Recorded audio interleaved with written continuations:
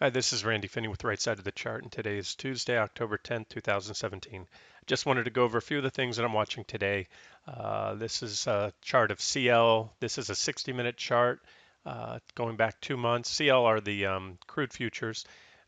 Best way to really track crude oil because the ETNs do some of them do an okay job, but either way, this is what I'm looking at here. A couple levels. You can see each of these lines. Of course, any lines on my chart are significant levels, or what I believe to be key levels. Support if below, prices, resistance if overhead. You have trend lines. So what's going on here? You can see just a series of divergent highs and lows. I don't have all the divergent highs marked here, but I have a couple divergent low down here, led to this rally that set up in this sort of contracting price channel here. We had a breakdown, divergent high. All this was pointed out recently. So we've had a correction in crude. We recently had a bounce. We had, by the skin of our teeth, bullish divergence. It was pretty much flatline divergence on the MACD and the on this the rate of change here, the ROC9. And there was some divergence there, and that's played out for a decent bounce. However, look at this resistance area we're coming up on right now, around 50.78. Actually, there's a level marked. You can see a lot of reactions there, quite a few reactions there, a little pop through up to the next resistance level, and we've pulled back down. So um, even though we had a bullish divergent low there, at the very least, I expect a pullback here. If we happen to pop through there, you can see we still have another pretty significant resistance level overhead. So just very near term, I'm looking for a pullback in crude, and there may be more to that too. Let's look at the energy sector. These are the charts I put up recently, looking for a pullback trade on XLE and XOP. There's several energy ETFs out there, and they do have a lot of overlap with the components. But there's a trend line breakdown. We hit that first target bounce, and we've rallied back. We've had a kickback rally, and we're just back to that previous reaction high right now. So we're at resistance on XLE. We're just a hair under resistance on crude futures, as I showed you. So swing traders, quick traders might game another pullback trade here, or if you're already short this one for a pullback, I mentioned it as an unofficial trade idea. Since the primary trend, I'm longer term bullish on crude. I didn't want to put this as an official trade idea. You got to be a little more nimble when you're trading pullbacks within a primary trend. So there's the trend indicators. Still bearish on the PPO with that 9 EMA just below the zero line, but not far, and it's pointed up. So we could get a bullish cross, and that would negate the at least this one trend indicator. These aren't be-all, end-all signals. Keep that in mind. This one, the 1333 pair, is slightly crossed into bullish territory, but let's see how the day closes, because we recently had the first bearish cross on both of these signals since going back here to looks like August, late August. So that's XLE. Now XOP, that one's actually been a little weaker on this bounce. Still, you can see 3450. This level right here is a pretty formidable resistance level. So we had this rising wedge, confirmed with negative divergence. And we broke down, bounced off my first target zone, and have been consolidating here. Trend indicators are still bearish here on XOP for now. And again, if crude reverses and how far it reverses, we could get a move down to the second target. So that's the energy sector. Um, I'm looking, I'm near-term bearish. I think we're probably going to get another pullback here. That's my thoughts on it. And if not, those are the levels I just showed you on CL, on XOP, XLE, see all those taken out. But of course, you want to put your primary focus on crude oil if you're trading these. It's like trading the gold stocks without, you know, paying attention to the charts of gold, because gold's going to drive wherever the gold stocks go, just like oil prices will drive where these energy stocks go. All right, next one up. Speaking of gold, I have a chart here. I need to roll this one to the next month. These are the October futures GC, and so you can see trading's thinning out as traders roll to the forward month. I just have all my annotations on this chart, but you can see it's gold trades well to the 60-minute time frames. This is as I often say, one of my preferred swing trading time frames. You can see divergence, negative divergence here, rising wedge, divergent high. That led to a nice correction. We had a bullish falling wedge there. We only had divergence on the MACD down here. It did play out for a pop, a little rally. Again, it's how you want to trade these. If you're a futures trader, obviously there's a lot of leverage in this, and you don't need a very big move in gold to profit from it. But I use this chart again. Trades around the clock. GLD is a very good trading proxy or charting proxy. I like to use GLD as well because it tracks gold very well. It's very liquid. However, you're only going to have regular U.S. trading hours on that. So this one you get around the clock trading, and you can see a bullish divergence here, another pop. But we've extended. We still had bullish divergence all along. This was consecutive divergences down here that continued to build, and it led for this little pop. However, we run into resistance now, and again, I'll have to update this. If I see anything, I'll pull the next forward month on and start charting, move my trend lines over and annotate that chart. Let's see, Euro US dollar. Let's look at that real quick. Okay, so far so good. It's holding that 117 level. As I said, if that level gave way, and you can see this, I talk about stick saves. I talked about them this morning on the broad markets yesterday. You can see how significant that 117 support level, which was my first target, was been hit, has acted as support. And we even had an intraday pierce, but you see how that candle closed right back up on there, and then boom, we bounced. So far so good. And this looks good because we're about to have a bullish crossover on the PPO. That in itself is usually a buy signal. And when you have the signal, the PPO line cross the signal line, we're coming down up on this 50 level. That often defines the trends when the RSI is above the 50 level, that dotted line, the trend is bullish, and when it's below, the trend is bearish. So if we get a cross, we get a bullish cross here, that would be good. If we get a rejection, sometimes you have these lines try to cross over and you get a rejection and we move back down. This was my bounce target zone before. We already hit it once, but it's still a resistance level. So keep that in mind right now. So I'm still standing aside from the gold trade. That's just me. Because I'm not sure if we're going to bounce up here, and fail on this next test of this bounce target zone, which is, I should just label it now as resistance zone because it's already been hit once right after we hit that first target. And if so, you're going to get another thrust back down there. You'd have another crossover, a bearish cross. Maybe we get a bullish cross, goes up a little bit. We come back down, maybe put in a divergent low. That'd be great. Again, I don't want to call it a load the boat level on gold if we get there, because I have to look and see how the charts of gold and that, Euro US dollar, and everything else look at the time. But that was, remember, plan A. Plan B is if we never get, if 117 holds and we continue on, and that is it for the correction. Because remember, I'm very, very longer term bullish on the euro against the dollar. In other words, bearish on the dollar, bullish on the euro. And I use this chart for reasons I've explained before, really to really track where the dollar is going is the reason I'm looking at this. And that plays in largely into my analysis for gold. So again, that's me standing aside. You can get in if you want. If you think this level is going to be taken out and the euro is going to continue to rally, meaning the dollar will continue to fall, gold should do well. But I'm still waiting for a little bit higher probability entry. All right, next up, a couple things that stand out to me. Uh, Wheat futures, wheat is still an active trade via the ETN WEAT. No, yeah, WEAT, correct. Wheat without the H is the ETN.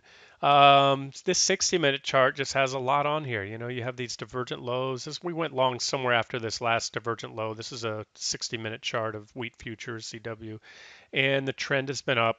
But we did terminate here. Recently, we had negative divergence. And again, this is good for swing trading, this 60-minute time frame, looking at these divergent highs and lows. And that divergence has certainly played out. And we've come full circle here. We had nice positive divergence just recently. I mentioned that in the trading room today, and gold and wheat futures have started to really pop. You can see that candlestick there. Nice big, powerful green 60-minute candle so far today. But I put this potential trend line here since the last chart, since the last one I updated. I put this in today, and now we're back testing that level. So let's see what happens there. If we fail there, reject, we might come down again. But again, I think this 60-minute divergent low will play out. Maybe we pull back, maybe not. I like wheat futures right now, and the trade's still an active trade on the site. Speaking of commodities, particularly the ag commodities. Here's NIB, still an active trade on the site. NIB is the cocoa ETN. I can't even remember. It's been on for a while. Remember, these commodities, at times they can really rip, but they're typically lower beta, so you can put a little higher, position size than you normally would. There's not a lot of volatility.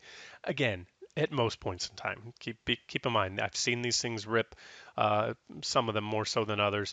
But so far, and I need to do an update. There's quite a few trade ideas that have to be updated. They've either stopped out, had their stops clipped or hit a profit target, like the other. It looks like last week, NIB hit that first target of 25.12. We hit the target here.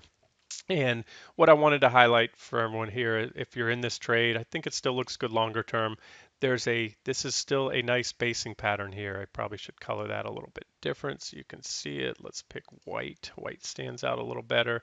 There it is. This one looks like it's basing here. So we need to break out above the top of this trading range. I had the target at 25.12, but the actual resistance is a little bit above that. So you just want to look for these recent reaction highs, look for an impulsive, convincing break above there, and that would be longer term bullish. The second target is still 2687 T2, and I still may extend this. I have a potential long term target.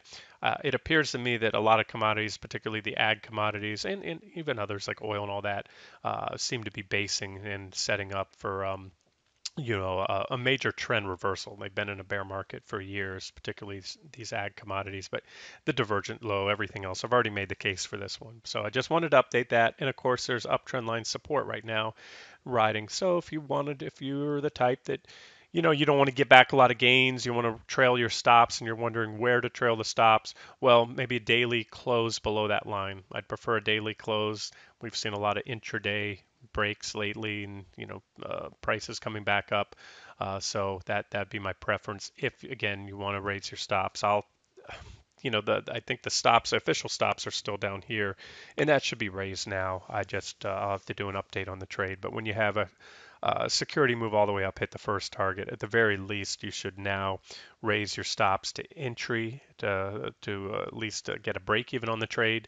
If you're a longer term trader holding out for long term targets, or again you can use a more aggressive stop there. Uh, Joe Friday mentioned Joe in the trading room. JO is in the coffee ETN. Looks good. Nice divergent low. Joe Friday put up a chart on that with his price targets. Thanks, Joe. And it looks good. I like it. This one, it started to move already, but there may be some more to come. You can see the nice bullish divergence. We had bullish divergence here, that divergent low.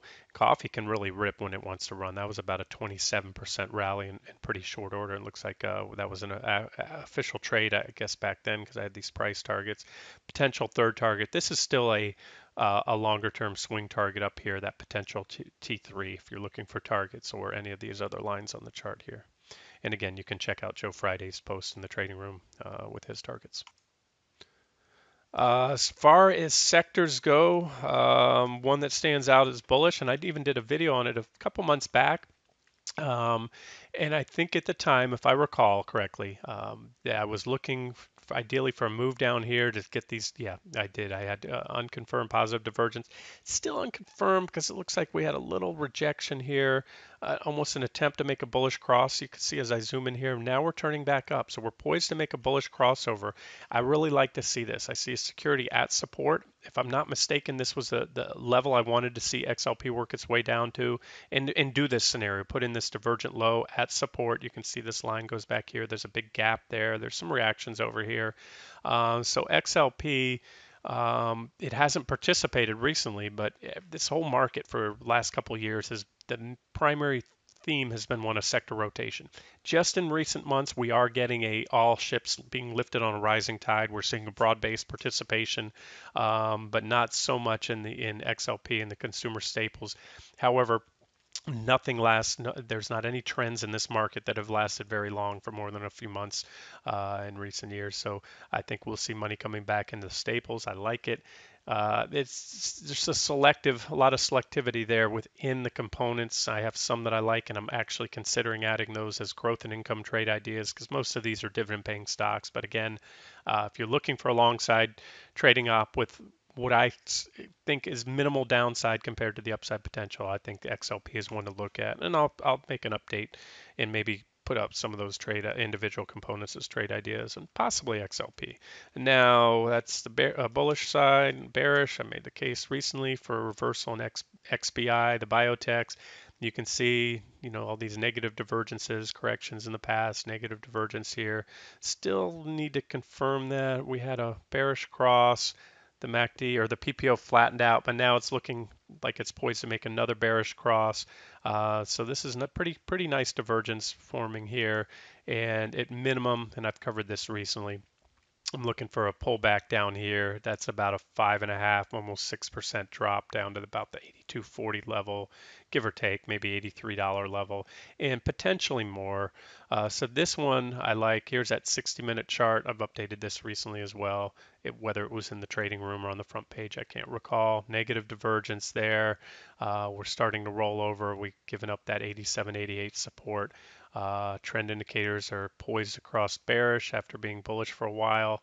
We had a couple whipsaw signals here, and I always talk about this. When you get stuck in a trading range, any security, trend indicators, just about any trend indicator, you're going to get these whipsaw signals. But what you want to look for when you see these big humps, that's why I use the histogram. That's why I like this 1333 EMA histogram. When you see these big humps, you have clean separation between the moving averages. It means you have a trend working, a trend like this, a trend like this. And then when you get the bearish crossover or sell signal with a move down below the zero line, same thing on the PPO. I want to see that 9 EMA, this one crossed down below. That will confirm a bearish trend. So there's a lot here. You have the negative divergence, trend indicators about to flip bearish. So, personally, I'm short this one already now and plan to add to it. Not sure, this market has just been so darn tough on the short side, so you got to be nimble with these. If I see, any standout trades, I'll put them as official trades. But right now, a lot of what I'm sharing with you guys are unofficial trade ideas. Trade them as you like, and I'll more than glad to provide updates. Just drop me a line in the trading room if you want a chart opinion, targets, anything else. I'll be glad to share my thoughts on that.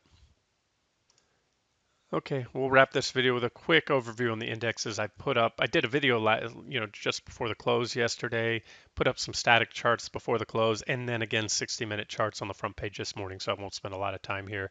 This is going back to last Thursday. I think I first posted this 10-minute chart. This is really what I've been following on IWM, drawing this scenario, move down to this area here, about 149.40, reaction, move down here, and this scenario here drawn out. So where are we at? We did break down below the trend line. We put in another third failed high there.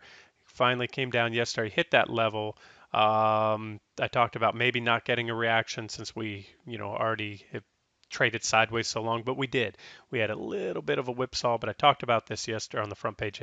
Yesterday was marked by a lot of stick saves on every major index that I track, SPY, QQQ, IWM, all had stick saves, and I'll explain that here in a second. So we did get that reaction. So this is so far exactly what my original scenario had drawn out was a break of this trend line and move down to 130, that 149, 40ish area, a reaction followed by a move down here, and then this. So far, and I mentioned on the trading room today on that reaction high that looked like a very objective short entry to me. So shorted some TF, the E-minis, and stop is right there. So the stop is minimal. Now E-minis are leveraged, but that's a 0.25% up to those recent reaction highs. So a stop just above there. So to risk whether you're shorting IWM, whatever you're doing, a 0.25% downside to possibly make, if we get this final target, 1.5%, that's an extremely attractive risk to reward. And even if we only go down to this second target here, that's still over 1%. So that's better than a 4-to-1 RR right there. That's the 10-minute chart. But the 60-minute charts are really of more significant for swing traders if you're not just looking for that quick pullback trade.